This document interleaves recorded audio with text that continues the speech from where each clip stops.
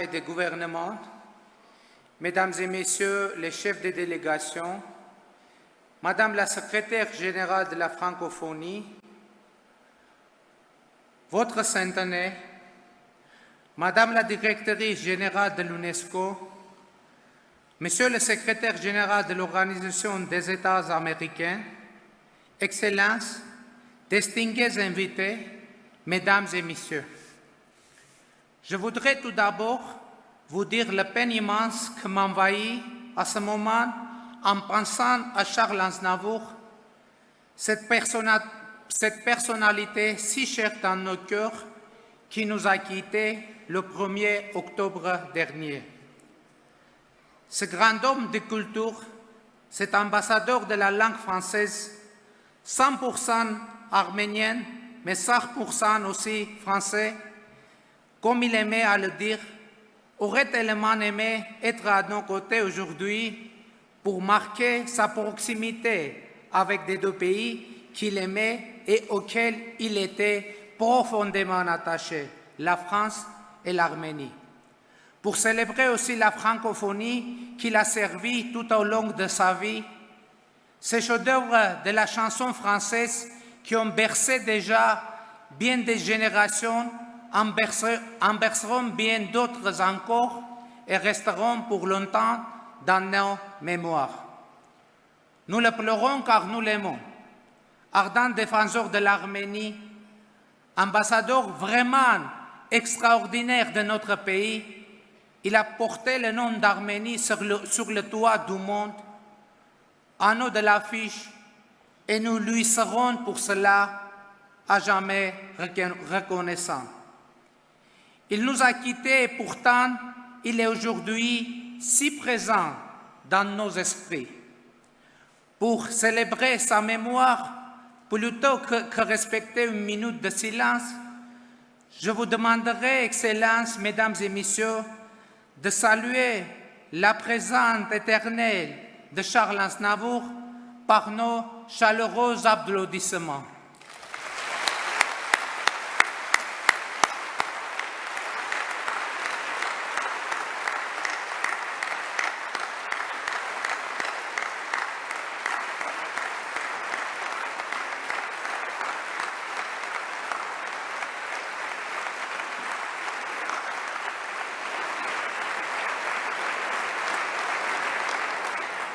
Je vous remercie.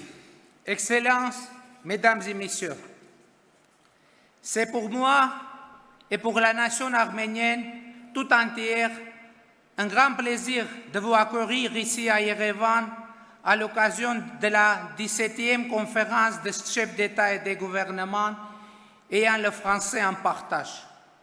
Je vous souhaite Bari Galust Hayastan, bienvenue en cette terre d'Arménie.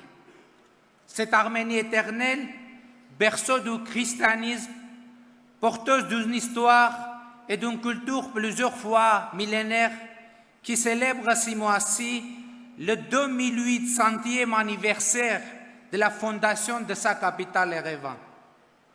Cette Arménie réelle, forte de son identité, de son énergie créatrice, de son dynamisme, qui traverse les épreuves de l'histoire, marquée par la tragédie du génocide de 1915, de se projette aujourd'hui dans leur futur, confiant dans son avenir.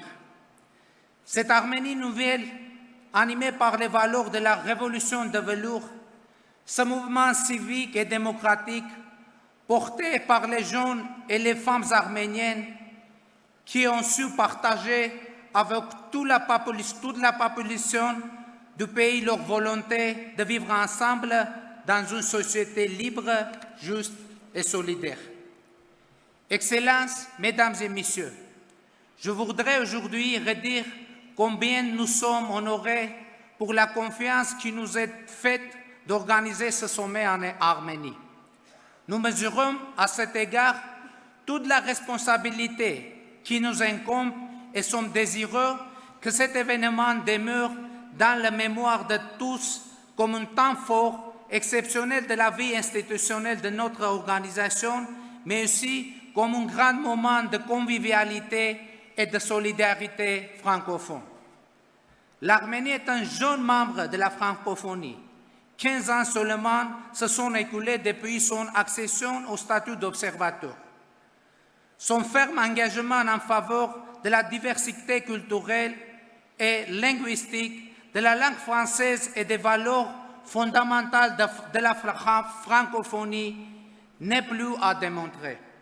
Son contribution et son apport aux travaux et activités de nos instances, au même titre que sa volonté de faire rayonner la francophonie dans cette région, ont certainement valeur d'exemple et attestent la relation forte qui est nouée entre l'Arménie et la francophonie.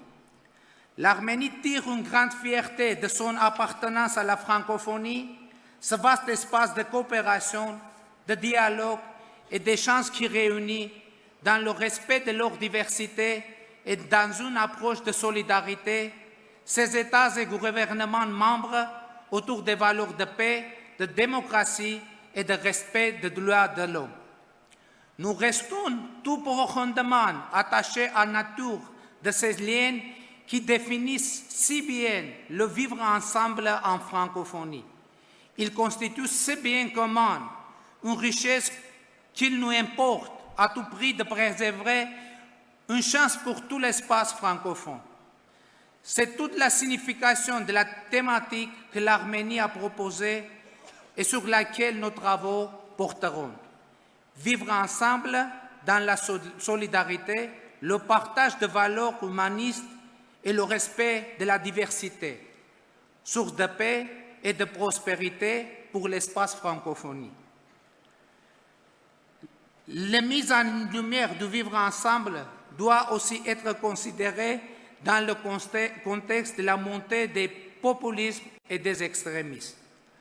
Face à la propagation de discours de haine et à la persistance des manifestations d'intolérance, nous avons l'obligation morale d'opposer la force des valeurs et principes qui régissent le vivre ensemble et de nous mobiliser pour les mettre en œuvre.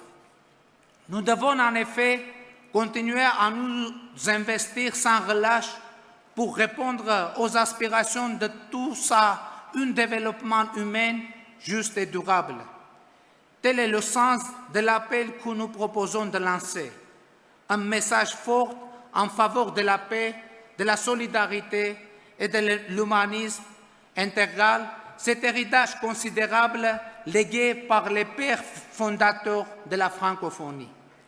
Excellences, Mesdames et Messieurs, le sommet de Yerevan va également se pencher sur d'autres enjeux essentiels qui nous interpellent, parmi lesquels les questions de paix, de démocratie et de stabilité, la lutte contre le terrorisme, la lutte contre le changement climatique ou encore la question migratoire qui constitue autant de défis pour notre planète. Face à ces défis globaux, nous avons la conviction que les réponses à apporter doivent être envisagées dans un cadre multilatéral, car c'est par l'action collective et concertée, par la coopération internationale, que nous serons en mesure d'enregistrer des progrès sur tous ces sujets. J'insisterai tout particulièrement sur les crises et les conflits qui affectent l'espace francophone et au règlement desquels la francophonie apporte une contribution majeure. Ceci accompagne le plus souvent des graves violations des droits de l'homme et du droit international humanitaire.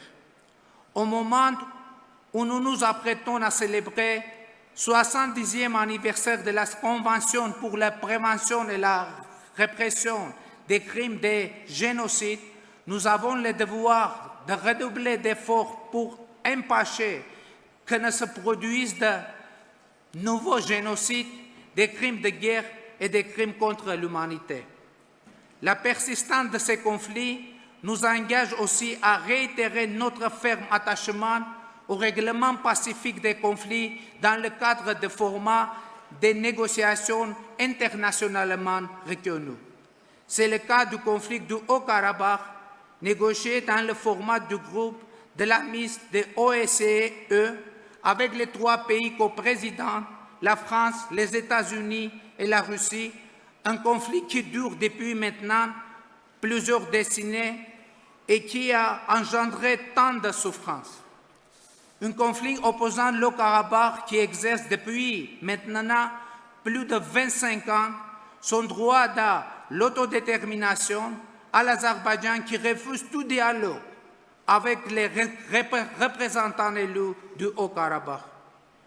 Nous sommes convaincus que le Haut-Karabakh doit avoir une voix décisive dans le processus de paix et que son statut futur doit être déterminé en prenant en compte l'expression de la volonté juridiquement contraignante de la population du Haut-Karabakh. De même, la question de la sécurité, une valeur existentielle pour la population du Haut-Karabakh. Elle a été si souvent victime par le passé de violations de ses droits, de discriminations, d'atrocités, qu'à travers le rejet de ce dialogue et les tentatives renouvelées de recours à la force contre le Haut-Karabakh, c'est bien l'existence physique des populations du Haut-Karabakh qui se trouve niée et gravement menacée.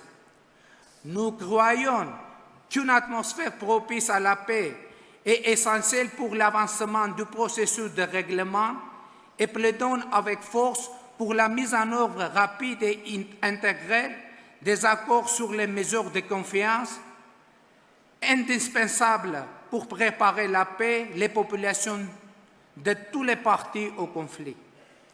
Excellences, Mesdames et Messieurs, je voudrais, pour clore mon propos, m'adresser aux jeunes d'espace francophone qui sont les acteurs du changement dans nos sociétés et représentent l'avenir de nos pays. Je voudrais vous dire l'importance que nous accordons à votre contribution à la thématique du sommet et vous invite à vous mobiliser massivement pour porter haut les valeurs de vivre ensemble et contribuer à forger avec nous un monde plus juste et solidaire. Excellences, Mesdames et Messieurs, je souhaite à tous un excellent séjour en Arménie et plein succès à nos délibérations. Je vous remercie.